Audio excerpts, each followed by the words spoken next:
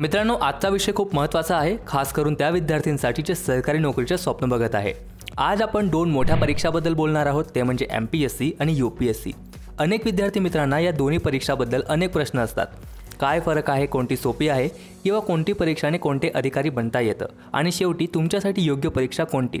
तर हा व्हिडिओ शेवटपर्यंत नक्की बघा, कारण ही माहिती तुमचं भविष्य ठरवू शकते। नमस्कार मित्रांनो, माझं नाव हर्षल आणि स्वागत आहे तुम्हा सर्वांचं आपल्या बाप्पा क्लासेस चॅनलवर। जर का तुम्ही या चॅनलवर नवीन असाल तर या चॅनलला लगेचच सबस्क्राइब करून घ्या, जेणेकरून तुम्हाला MPSC व UPSC ची नवीन टर्म अपडेट मिळत राहील। आता फर्स्ट ऑफ ऑल आपण या दोन्ही परीक्षाचे फुल फॉर्म समजून घेऊया। तर MPSC म्हणजे महाराष्ट्र पब्लिक सर्व्हिस कमिशन म्हणजेच महाराष्ट्र लोक सेवा आयोग आणि UPSC म्हणजे युनियन पब्लिक सर्व्हिस कमिशन म्हणजेच केंद्रीय लोक सेवा आयोग। MPSC ही परीक्षा महाराष्ट्र राज्य सरकारासाठी अधिकारी निवडण्यासाठी घेतली जाते, तर UPSC ही परीक्षा केंद्र सरकारासाठी म्हणजे भारत सरकारासाठी अधिकारी निवडण्यासाठी घेतली जाते। अर्थातच MPSC = राज्यसेवा आणि UPSC = देशसेवा। आता प्रश्न येतो, या परीक्षाद्वारे कोणकोणते अधिकारी बनता येतं।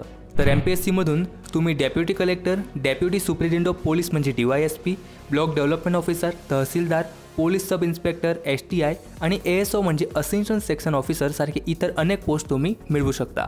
तसंच जर UPSCचं बघितलं तर UPSC मधून तुम्ही देशातील टॉप क्लास अधिकारी बनता, लाईक IAS, IPS, IFS आणि IRS सारख्या अनेक केंद्रीय सेवा अंतर्गत तुम्ही टॉप क्लास अधिकारी बनतात। आता प्रश्न येतो परीक्षा पद्धतीचा की काय फरक असतो। तर दोन्हीही परीक्षा 3 टप्प्यांमध्ये घेतले जातात, प्रिलिम्स, मेन्स आणि इंटरव्ह्यू। पण UPSC मधील ही स्पर्धा राष्ट्रीय स्तरावरची म्हणजे संपूर्ण भारतातून लाखो विद्यार्थी या परीक्षेला बसतात।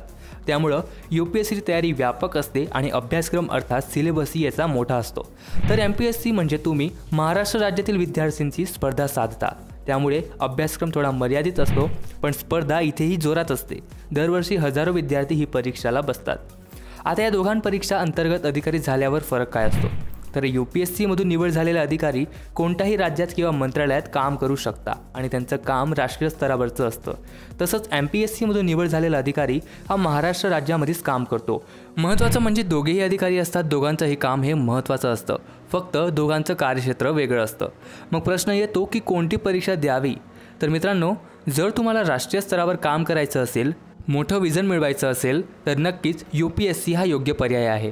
पण जर तुम्हाला आपल्या महाराष्ट्रासाठी काम करायचं असेल, राज्याच्या प्रशासनाचा भाग व्हायचं असेल तर MPSC हा सर्वोत्तम उपाय आहे। दोन्ही परीक्षांमध्ये फरक आहे, पण दोघींमध्ये समान आहे, तर ती म्हणजे मेहनत आणि समाजासाठी काहीतरी करण्याची इच्छाशक्ती। तर मित्रांनो, आता तुम्हाला MPSC व UPSC यामधील फरक स्पष्ट झाला असेल। दोन्ही परीक्षांना स्वतःचं महत्त्व आहे आणि योग्य तयारी केल्यास कुठलीही परीक्षा तुम्ही इझिली क्रॅक करू शकता।